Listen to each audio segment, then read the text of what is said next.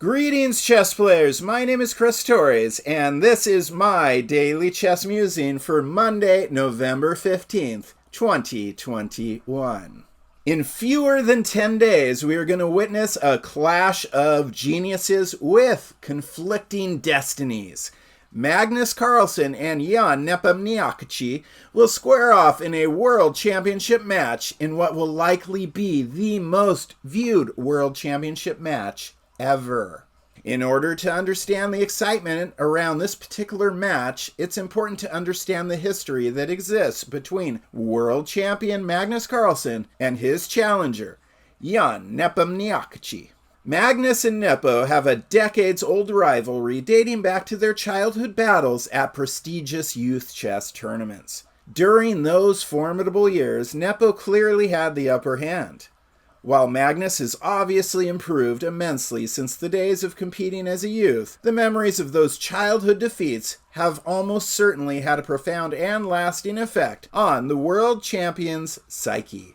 But Magnus needs not to look back to his childhood to re-examine crushing defeats at the hands of his Russian nemesis. For it was just last year that Nepo orchestrated an ultra-complicated middle game and crushed Magnus after the world champion crumbled under the Russian's fierce attack. In fact, let's go ahead and take a look at that game right now.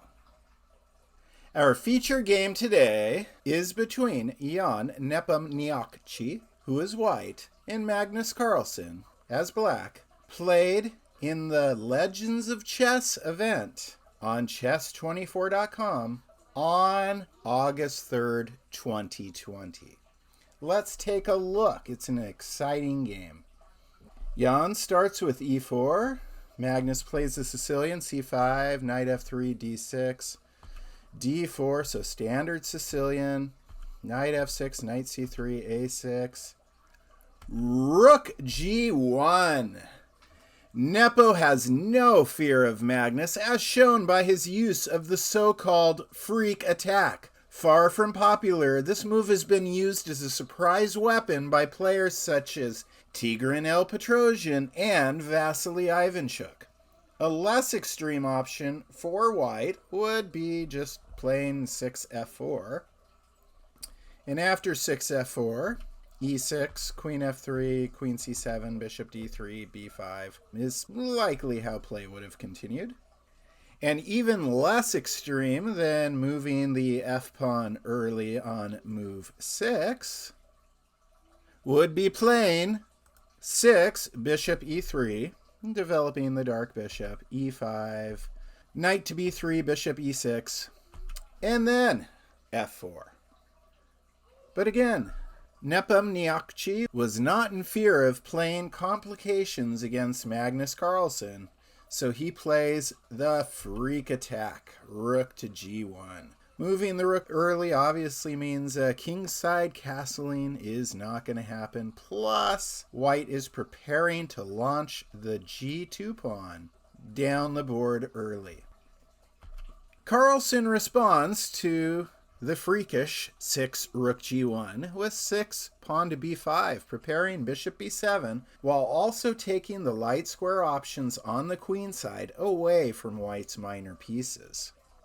7 g4. The obvious plan after the early rook g1. However, those playing black also need to be prepared for 7 a4, as Nepo showed us in his win over Giri.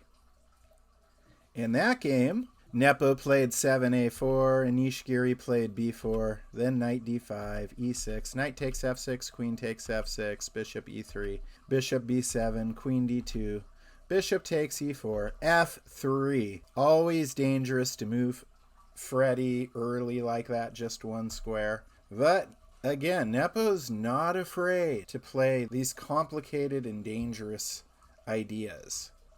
13, queen takes b4, and queen e7. The game continued for another 46 moves, and Nepomniachtchi beat Anish Giri. Also, during the Legends of Chess event in 2020. If you want to see that full game, just go and look at my notes to this video lesson, which are freely available on dailychessmusings.com. But for now, let's get back to our feature game. Again, Magnus played 6b5, and Jan plays g4. Bishop e7 certainly makes the most sense for black. And then Nepo plays g5. Interesting, Magnus has also used the freak attack, but chose to play f3 at this juncture. For instance, in the Chess 24 Banter Blitz Cup played on July 4th, 2020, Magnus played f3, play continued g6, a3, bishop g7, bishop e3, knight b to d7, queen d2, rook c8, and Carlsen castled queenside en route to winning over Shigurov Sinan in the Banter Blitz Cup on April 7th, 2020. Again, if you want to play through that complete game, it's in my notes to this lesson on dailychessmusing.com. But back to our actual game, Ian Nepomniachtchi played pawn to g5. 8 knight takes e4, which, unlike their previous battle in which Magnus played 8 knight fd7 here, the world champion varied his approach with this knight capture. And I have the game that he played, 8 knight fd7, also included in my notes. Again, at dailychessmusings.com. 9 knight takes e4, bishop takes e4. 10 a4, a novel approach by Ian. I believe queen g4 had been the only move White has tried previous to this game. 10 e5, Magnus gains space while threatening Ian's knight. Ax b5, but Nepo disregards Magnus's plan and continues with his own attack. 11 bishop e7, and now it seems Carlsen is afraid to continue what he started by capturing the knight on d4. Had he captured the knight on d4, play would have continued. 11 ex d4, queen takes d4, d5, rook g3, knight d7, rook e3, bishop e7, queen takes g7, and then rook is forced to go to f8. So this is a critical line that appears to present the best test for White's approach. Although now that I look at it, I can definitely understand why Magnus was hesitant to venture down this path as black. So it remains to be seen which color has the advantage in this chaotic position. Back to the main game. Magnus played 11 bishop e7. 12 rook g4 exclaim. Nepomniachtchi seems at home in the most complicated of positions against Carlsen.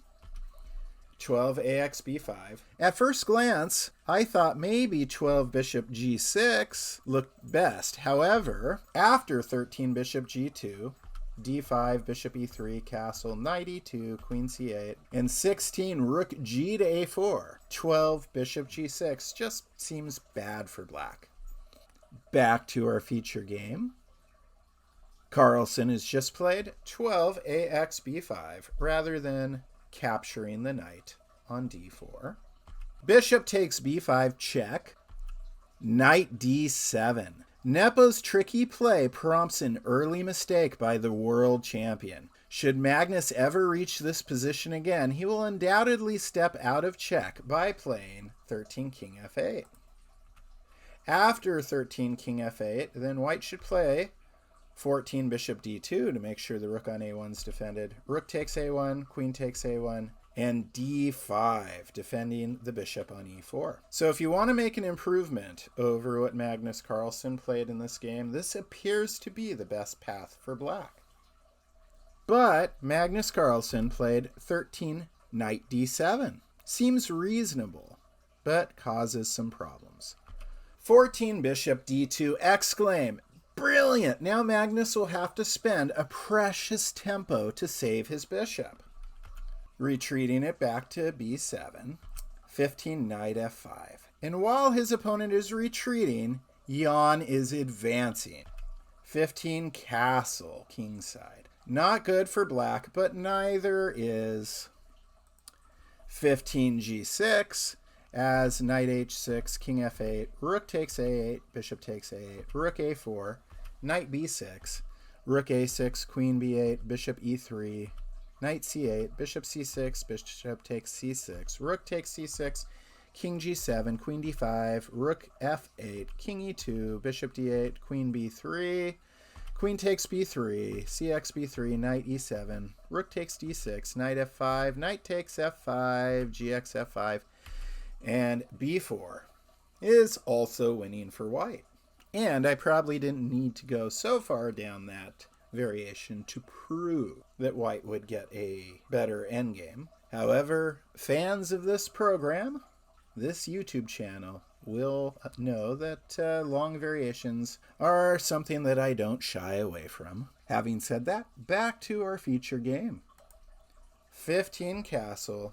16, rook takes a8. Here Ian is trying for a mating attack. Another method for white would be simplifying into a winning endgame. More conservative, certainly, but let's take a look at it. 16, rook g to a4, stacking the rooks in the a file. Knight b6, rook takes a8, bishop takes a8, bishop b4, bishop takes g5, queen takes d6, queen takes d6, and bishop d6. And white is winning the endgame here. I'm actually happy that Ian went for the more aggressive approach.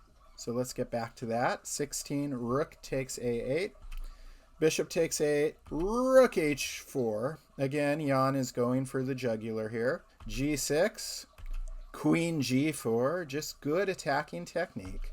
Knight c5, queen h3, mounting the pressure on his opponent.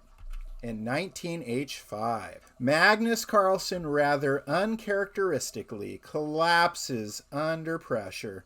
And this is why I think this game gives us a little insight into the dynamics of the upcoming Carlsen versus Nepomniachtchi match for the World Championship. Ian has the confidence to play with fearless abandonment against Carlsen, and also has a winning record against Magnus. These two factors will present Magnus with perhaps his toughest challenge yet as world champion. The important correction for Magnus here, rather than playing h5, which we're going to see fail miserably in a moment, he could have played bishop takes g5, then rook takes h7, bishop takes d2, check, king takes d2, queen g5, check, king c3, knight e4, check, king b4, queen d2, check, king a3, queen a5, check, bishop a4, queen c5, check, king a2, queen c4, check, king a3, queen c5, check, king a2, queen c4, check, king a3.